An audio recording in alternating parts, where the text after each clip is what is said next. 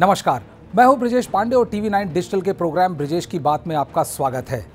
Ukraine के ऊपर युद्ध के बादल मंडरा रहे हैं और अमेरिका और रूस आमने सामने खड़े हैं। वहीं अब ताइवान को लेकर भी स्थिति गर्माती जा रही है। जहां एक और चीन यूक्रेन के मुद्दे पर रूस के साथ मजबूती के साथ खड़ा है, वहीं अब चीन ताइवान के मुद्दे पर अमेरिका को खुलकर ललकार रहा है।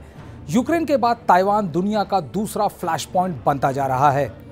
अमेरिकी मीडिया के साथ एक बेहद दुर्लभ इंटरैक्शन में अमेरिका में चीन के राजदूत किन गोंग ने कहा है कि अगर ताइवान आइलैंड अथॉरिटी अमेरिका के उकसाने पर इसी तरह स्वतंत्र होने की राह पर चलता रहा तो वो दिन दूर नहीं जब इसकी वजह से चीन और अमेरिका में युद्ध हो जाए।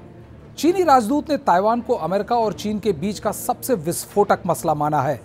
चीनी राजदूत के इस बयान से अमेरिका एकदम भौचक्का रह गया है और अमेरिकी मीडिया का मानना है कि चीन की तरफ से अमेरिका और ताइवान को दी गई ये सबसे कड़ी धमकी है।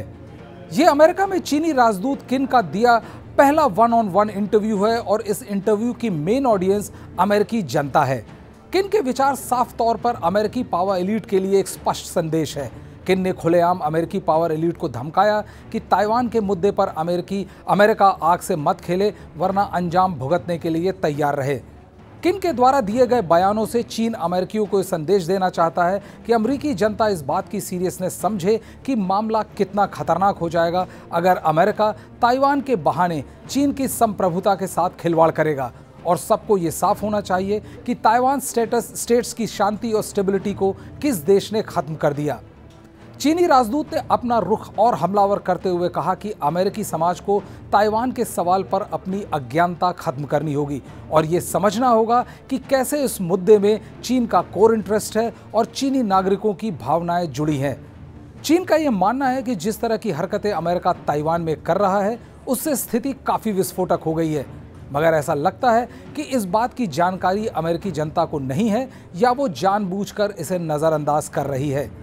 चीनी राजदूत के इस इंटरव्यू में ये चीज़ भी साफ हो गई है कि अब ताइवान के मुद्दे पर वो अमेरिका को ये स्पष्ट कर देना चाहता है कि वो अब इस मुद्दे पर बिल्कुल पीछे नहीं हटेगा। चीनी राजदूत के इस इंटरव्यू से अमेरिका में बवाल मच गया है।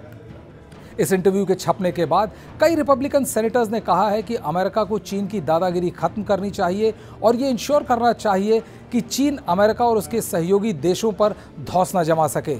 उन्होंने साफ कहा कि अगर चीन अपने सबसे बड़े ट्रेडिंग पार्टनर को धमका रहा है तो ये बुरी रणनीति है। अमेरिका के इस तरह बयानों के बाद चीन के सरकारी अखबार ग्लोबल टाइम्स ने कहा है कि अमेरिका माइंड गेम खेल रहा है और कैसे अमेरिका कह सकता है कि चीन दादागिरी कर रहा है।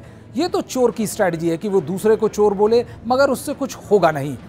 चीन की इस खुली चेतावनी के बाद अमेरिका में कई लोग असमंजस की स्थिति में हैं कि क्या अमेरिका यूक्रेन और ताइवान के मुद्दे पर रूस और चीन के साथ दो फ्रंट खोल सकता है। यूक्रेन के मुद्दे पर भी चीन पूरी तरह से रूस के साथ खड़ा है और पश्चिमी देशों में ये भी डर है कि अगर रूस पर प्रतिबंध लगाते हैं तो हम रूस को चीन की ओर धकेल देंगे और ये स्थिति विश्व के लिए ठीक नहीं होगी। इसी वजह से भारत ने एकला चलो की नीति अपना रखी है। तो ब्रिजेश की बात में आज इतना ही। फिर हाजिर होंगे एक नए मुद्दे के साथ। तब तक देखते रहिए टीवी 9 डिजिटल।